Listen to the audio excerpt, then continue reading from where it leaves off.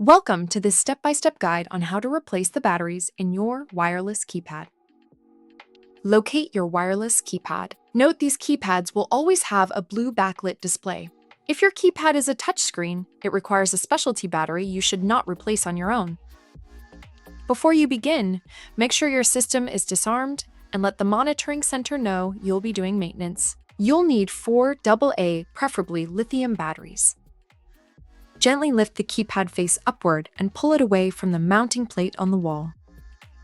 Turn the keypad over to access the battery compartment on the back. Remove all 4 old batteries, noting the orientation of the positive and negative ends.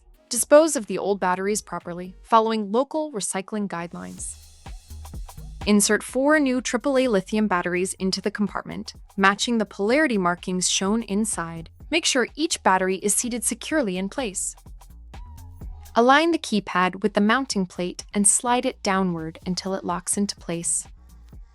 The keypad should power on automatically within a few seconds. Verify that it displays normally and that any low battery or keypad trouble message has cleared from your system.